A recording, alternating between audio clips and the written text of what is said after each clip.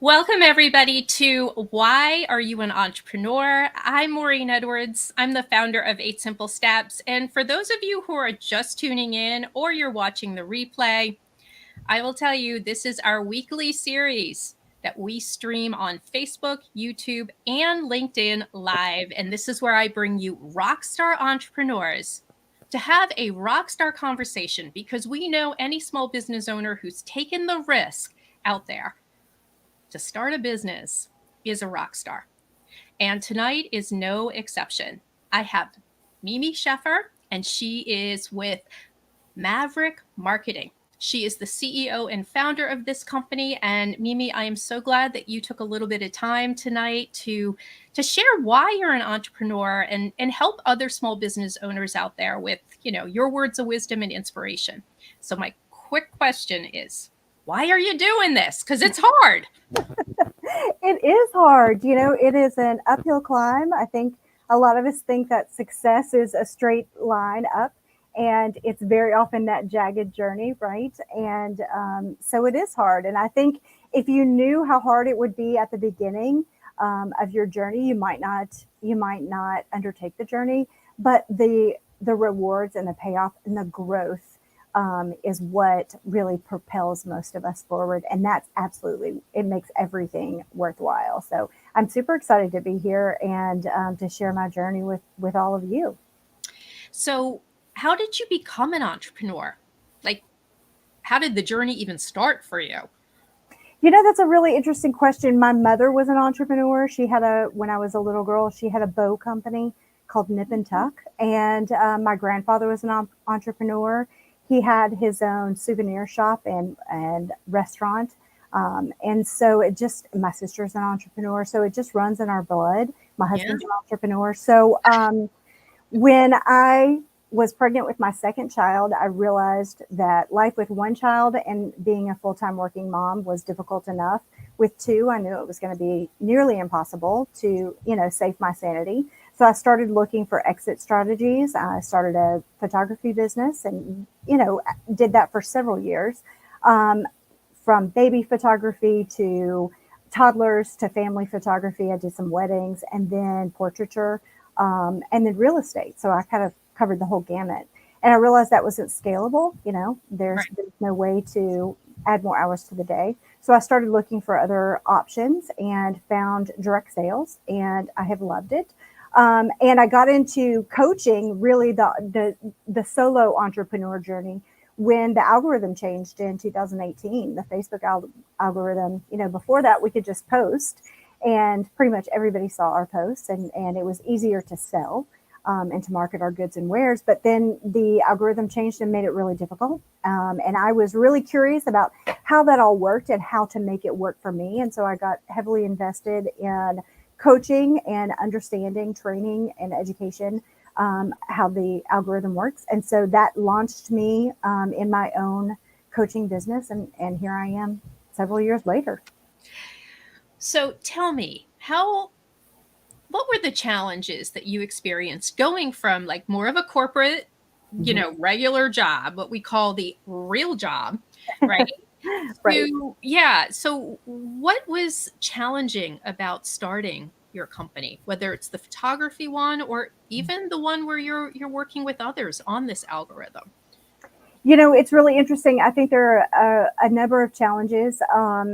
Being the butcher, the baker, and the candlestick maker, doing it all. There are only so many hours in a day, so a lot of people want to leave their 9 to 5, and they may not realize they're going to be working 24/7, right? And you have to understand that, or you will very quickly be discouraged in that process. But once the beauty and the glory of being an entrepreneur is once you are able to automate some of your systems and put pieces in place, then you can outsource, or you can take time off without having to ask for vacation time, having to clear your calendar at work. So there are a number of liberties and freedoms that entrepreneurialism allows you to have. You just have to make room to make that transition from that 9 to 5 safe job, right, into setting everything in place and not having someone pushing you to do that. I think that is a challenge as you step into entrepreneurialism. When, at what point did you feel like your company had achieved a big success? And what was that success? I think when I put my social media audits online and people started flocking to find out how they could improve their social media presence. And I very quickly saw that, we all know how to use social media. We all know how to make a post, but the ability to do it and do it well can be a little bit challenging. And so when I realized that people really needed and wanted to understand from, someone else, from an objective outsider, how to make that algorithm work for them and um, how to improve their presence online, that really struck a chord with me and made me realize that there was a huge need out there. Well, I love that because what entrepreneurs are always looking for is the need, Hmm. right? Hmm. And how do I fill this need? How do I serve, the people out there better who have a real problem? I mean, that's what entrepreneurship is we're problem solvers, right? Yes. For certain pain points. And we Mhm. either have the courage to go for it or we don't, right? So, give me a little bit of an idea about automation because I'm sure a lot of people are curious about what you automated to make things easier in this journey. Absolutely. And I apologize for my notifications. I'm trying to shut them off right now. The automation that I have put in place is text messaging. Um, Oh, text, text messaging has a 99% open rate, and most people, 90% of people will open a text message within 3 minutes, and 99% will open it within 20 minutes. So it's much better open rates than email. Email only has, 18% open rate and 2 to 3% click through rate. And so there's a huge migration to text marketing, text platforms. And so I have started to use Project Broadcast in my marketing automation. And so that allows me to separate from my phone. I'm not giving out my phone number, I have a separate phone. And I set up keywords. So it automates the process behind the scenes. And, when people inquire for information, you can have them send a keyword to text it to your number. And that allows you the freedom not to have to respond to 100 messages or dings that set off your notifications in the middle of the night. So, yeah, it's a much easier and more sustainable way to run a business. oh my gosh, I am loving this idea. So I'm going to dive into it just a little bit more. Are people okay with handing over their phone number? I mean, emails are hard enough to build a list. You're building a phone list. Are It they is okay? a little bit different. It is a little bit different. That's a great question. I think people, when you realize, for example, my upcoming summit, I put a note in there that says, text me if you want text reminders. Send me a note if you want text reminders. And in when I'm giving away my freebie or when people are registering for the social sales summit, they are including their telephone number. And so it is an easy migration to get that. I think people are more willing now than they were a couple of years ago. I don't know about you, but my email system is just absolutely clogged with, marketing emails. And so I think people would prefer to get it because they can look at it quickly and either answer it, respond to it, read it, or just let it go. And so it's the wave of the future, in my opinion.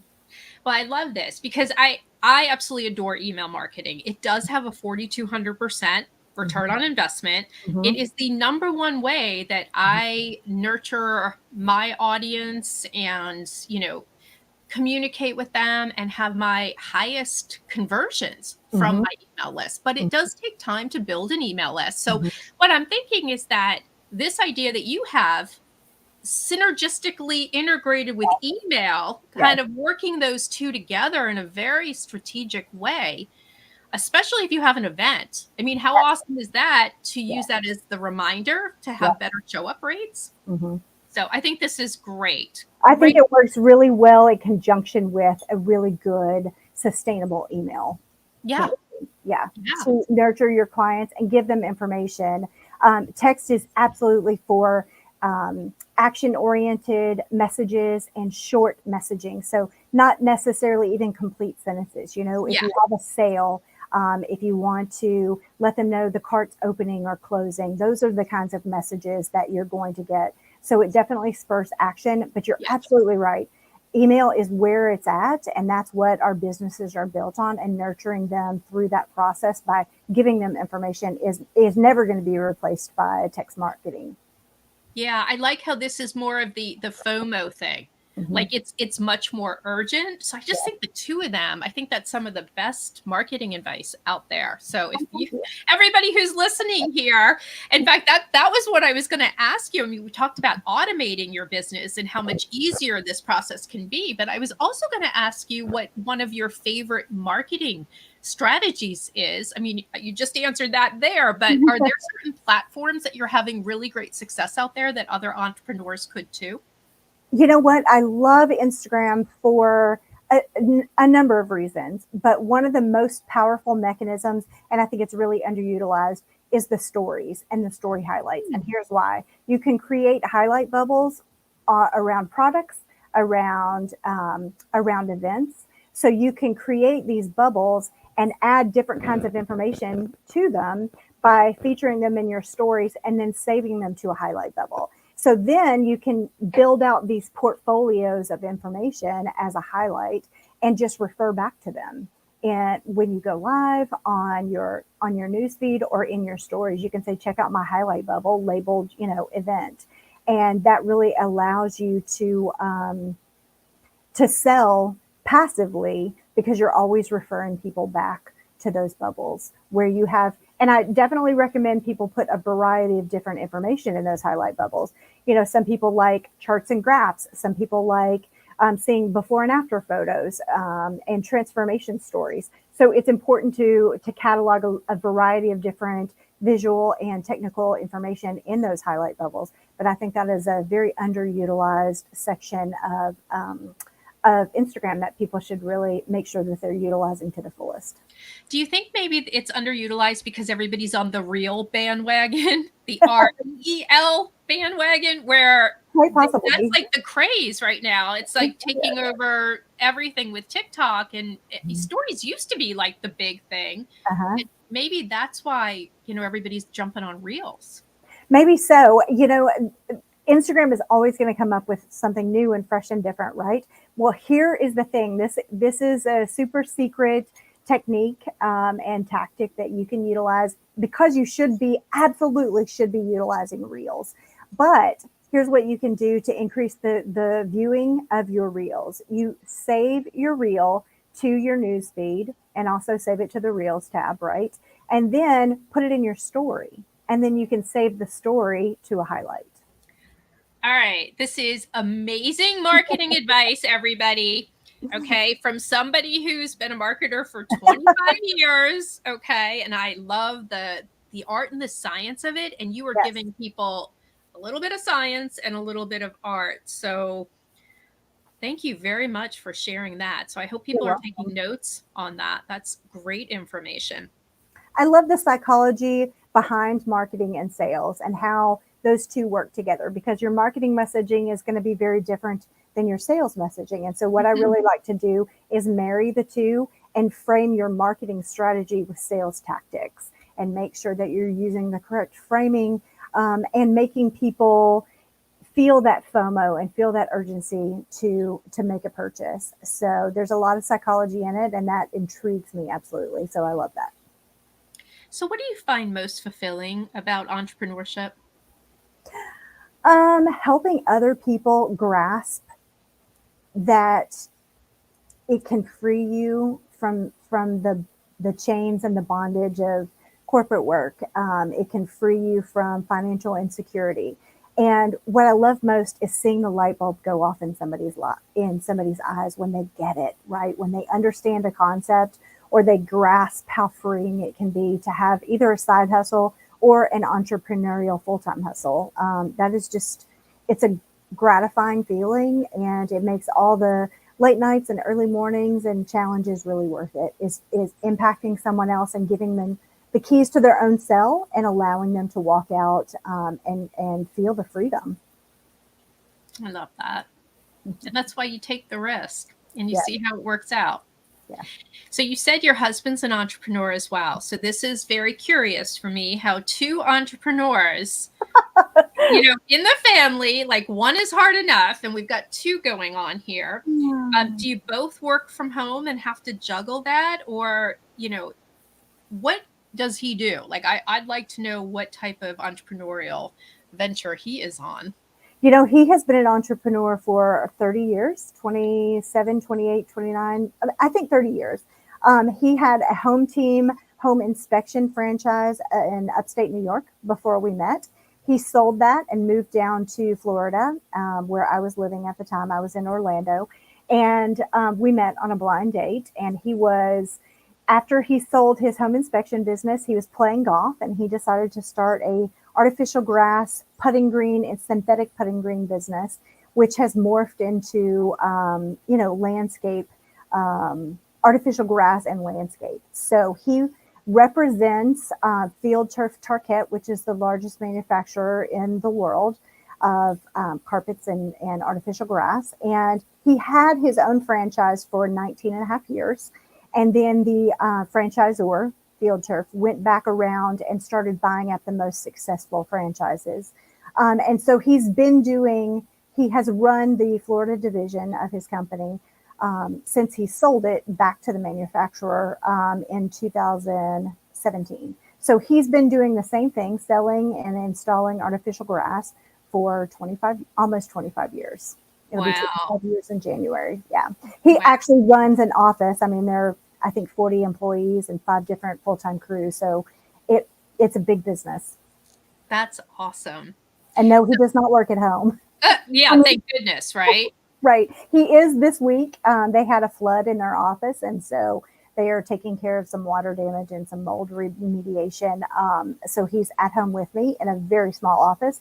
And that is a bit of a challenge. But yes, there are lots of challenges having two entrepreneurs. We Yeah. both think we're right all the time. Yep. And we don't necessarily leave room for the other person to have as much of an opinion as they should. It works well that we have our own businesses. Let me say Yep.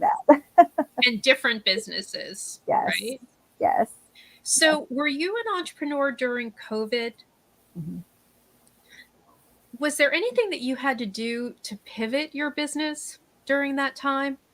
I think after the initial shock of the shutdown, I think we all realized that there's a way to make this work for us, but we have to work it. We can't sit and be paralyzed and inactive.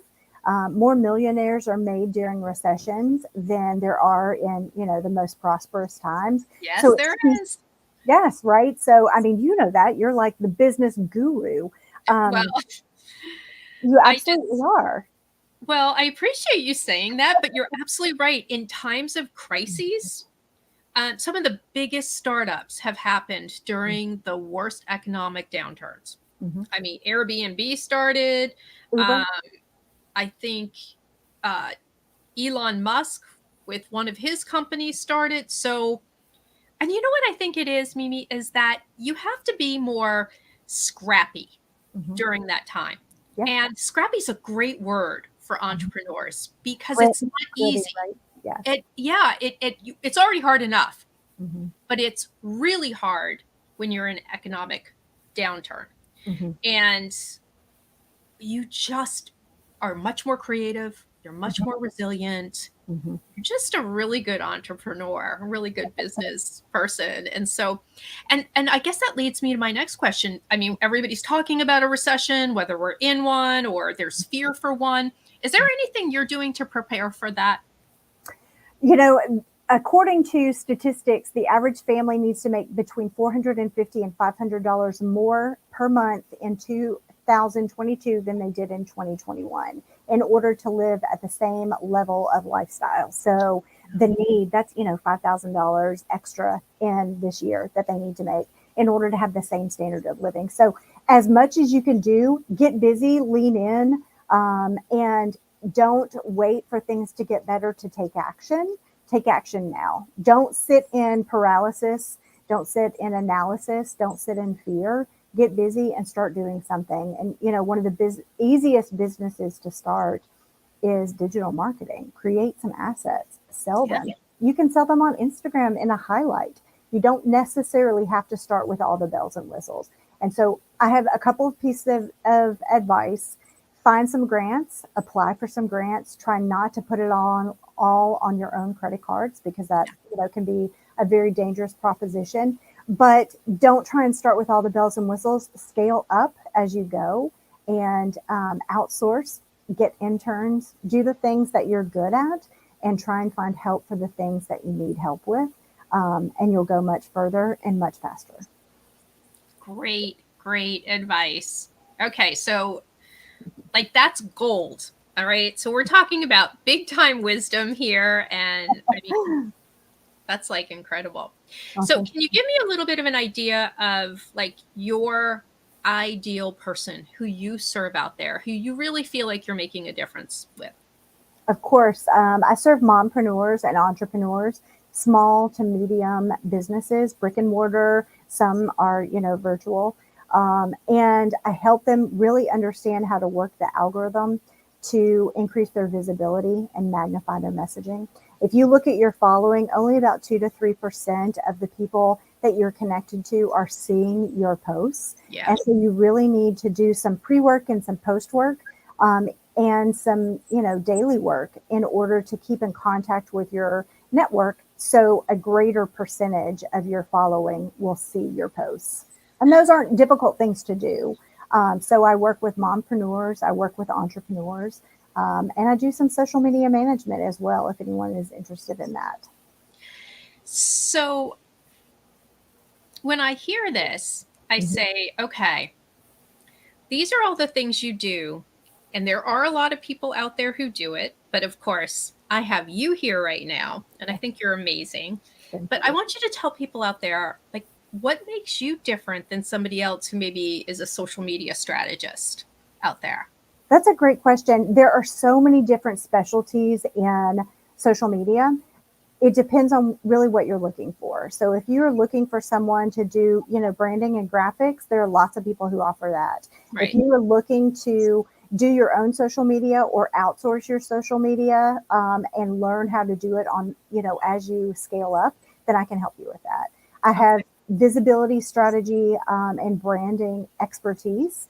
And I've worked in this field for a long time. I've been in social media for 8 years.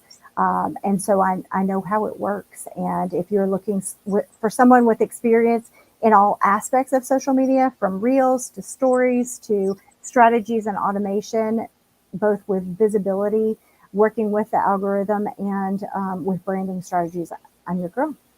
Awesome. All right. So, where do you want to take your company? I mean, we talk about scale. Everybody throws that word out there. What does scale mean to you with your company? That's a great question. Um, I would like to, ooh, it gives me butterflies a little bit. I would like to have a full-time team working with me. I would like to outsource some of the tasks that I don't really love and enjoy, which is the technical pieces. I have Yeah. a great contractor that helps me. She's a friend of mine. Her name is Tara. She helps me when I need help. But I would love to have regular work for her and put her in a part-time position to take care of some of those things. I think building out funnels is really important. So I would like to have lots of different streams of income and different opportunities and entry points for people to come in.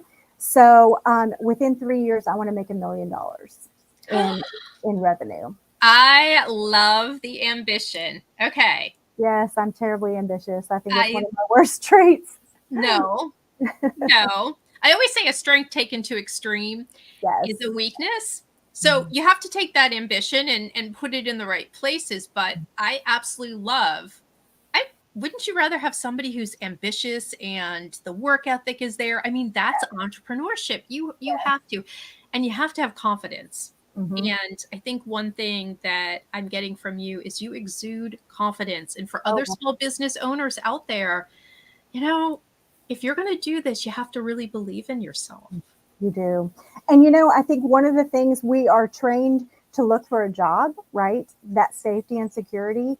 And breaking out of that box, that comfort zone, can be really intimidating and terrifying once you are just now once you begin the process of stepping out of that comfort zone.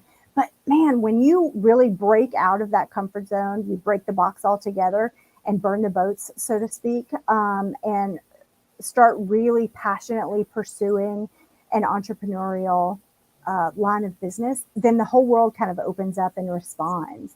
I like to think that the universe is conspiring in your favor, right? Because once you prove to the universe that you've got the grit and the resilience to take it all the way, then that's when the freedom comes in, and you can risk big and know that there are big rewards on the other side of that risk. And most importantly, you're serving people, you're helping people, because I truly believe that each and every one of us has an innate gift and unique skill set that can improve the lives of other people. And once we tap into that and share that, then the world is a better place. Oh my gosh. Absolutely. Absolutely. So, is there a favorite quote that you have that would be inspirational for somebody on the entrepreneurial journey? I just shared one of my favorites. The universe is conspiring in your favor. And I will say this, there are days when, at 10 o'clock in the morning, I feel like, oh my gosh, I've gotten so much accomplished.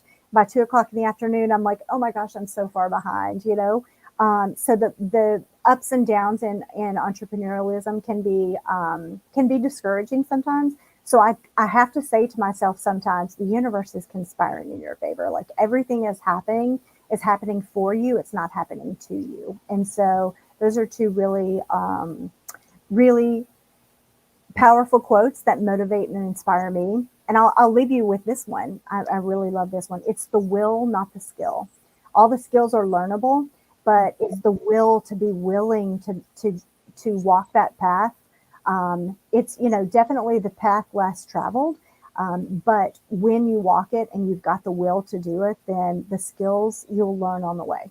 Yeah. Oh, it's tangible versus intangible. And I don't know. I don't think will can be learned. Like, Yeah. really, I think it's either in you or it's not, and I guess we could have a whole conversation. Are entrepreneurs born Yes. or are they created? Yes, that's great. You One of the things I love about the founder of Spanx, gosh, I can't remember her name at the moment. Oh, I love her. Oh, She's I know. amazing, right? She's So amazing. one of the things that she has talked about in the past is that her family celebrated failure. And I think in our society, I know in raising my own children, we focus a lot on successes when I wish that we would focus more on failures. What did you learn today? Because failure is just feedback, right? It's all a learning process. So there's no winning or losing. There's just learning. And so if we can, to answer your question about are entrepreneurs born or are they created, I think if we can feed our children the wisdom, and I'm trying to do this with my own, but I fail on a daily basis. So I'm not perfect, but if we can impress upon them that everything is part of the learning process and that they should celebrate their failures because it's just one more avenue that they don't need to try on their way to success, then we will build that resilience and encourage entrepreneurialism. And I truly believe that's the way of the future. I agree. People don't want to not be in control of their destiny.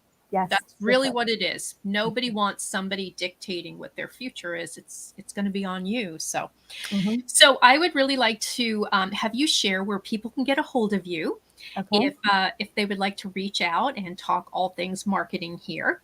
Can you share that information? Yes, and I'd love to share about the Social Sales Summit if that's okay. Yeah, absolutely. Perfect. I've posted about it on Instagram and Facebook and LinkedIn, but I'd love to share it here. On Thursday, 1 week from today, November 10th at 10 a.m. Eastern, we are having what's called the Social Sales Summit, and we are having big, huge marketing and social media experts come to one single space. It's a virtual event. It's free. And sharing their favorite social media marketing strategies and business strategies that are working right now, because we know it's a very dynamic space and we know that it's always changing. So you're going to get actionable intel at this summit. And of course, it is free to attend. All you have to do is register at thesocialsalessummit.com. That's thesocialsalessummit.com. Great. And you can reach me on any of my handles on Facebook or Instagram or LinkedIn at Marketing with Mimi. And my Clubhouse handle is Marketing Mimi. Awesome. All right, everybody. I hope you took notes on that one. So I am going to ask you to definitely come back, especially as you're going to be hitting that $1 million mark. People are going to want to know that process that took place. But you have shared some amazing, amazing gems tonight. And like I say to everybody, I bring you rock stars, whether they're just starting, they're growing, or they've been in business for decades. They have wisdom. So I really hope you took some notes. So I think that's a wrap for tonight. And I Thank want you to so let much. everybody know that if you are a rock star entrepreneur running a small business, or maybe even just starting, I would love to have you reach out to me to be a guest on this series. So just reach out to 8simplesteps.net. I have a contact form there, but you all know where you can get a hold of me on YouTube, on Facebook, on LinkedIn. Just go ahead and DM me. Let me know what you're thinking. And for those of you who do need help with business strategy and all facets of it, please let me know. Let's have a conversation. So, Mimi, you'll be back. Thank you so much, Maureen. You're the best. Appreciate you. Oh, I appreciate you more. So, thank Nice. you. Thank you.